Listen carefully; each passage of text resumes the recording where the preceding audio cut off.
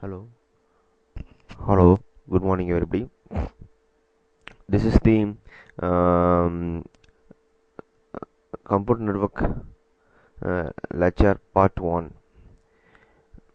The uh, the part one involves the basic data communications, data communication, basic data communication. The core contents are components, direction of data flow, networks, components and category, types of network connection, types of network topologies, protocols and standards, ISO OSI model, basic 7-layer model, transmission media. What are the different types of transmission media available? Coaxial cable, fiber optics, etc. And then line coding techniques and comparison of different line coding techniques. And then modems. What are the different types of modems available for internet connection? And basic serial interface, that is RS-232 interfacing sequences. That is, what are the logic 0, logic high, and 9 pin connector, 25 pin connector, both male and female connectors. First, what do you mean by data connection? What do you mean by data communication? Data communications are the exchange of data between two devices via some form of transmission medium such as wire, cable. What are the basic components of data communication? Message, sender, receiver, transmission medium, and protocol. Um, the sender must have a message in order to communicate with a receiver, and then both the sender and receiver are connected by a medium, that is transmission medium, and then both sender and receiver they should agree with some type of rules called as protocol. A protocol is a set of rules that govern data communications. It represents an agreement between the communicating devices. Without a protocol, two devices may be connected but not communicating, just as a person speaking French cannot be understood by a person who speaks only Japanese.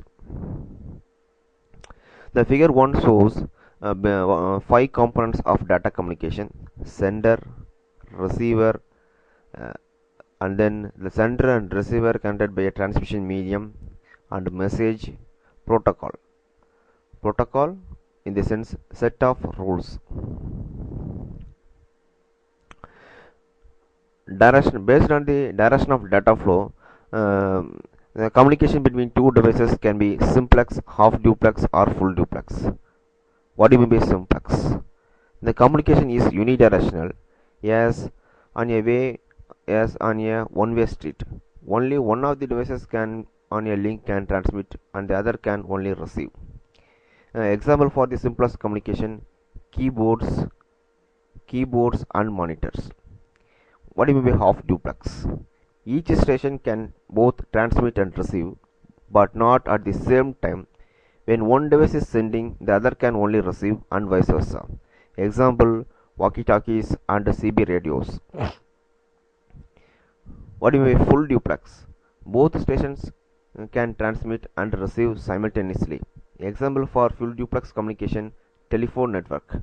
The capacity of the channel must be divided between the two directions. The figure 1.2 shows the different types of communications. One is simplex.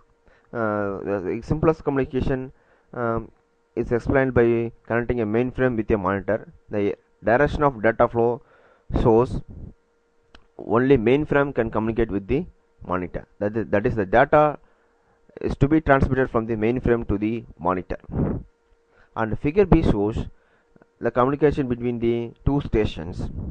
The station 1 can communicate with station 2, and station 2 can transmit data to the station 1, but only one can communicate at a time. In full duplex communication, two stations share a common transmission medium. The direct at a time station 1 can communicate with station 2 or station 2 can communicate with station 1. This is possible in the case of full duplex communication. Networks. A network is a set of devices, often referred to as nodes, that is computer systems, connected by communication links. A node can be a computer, printer, or any other device capable of sending or receiving data generated by other nodes on the network. Distributed processing. Most networks use distributed processing, in which a task is divided among multiple computers. Instead of one single large machine being responsible for all aspects of a process, separate computers can handle subset. Network criteria. What are the basic criteria that affect the network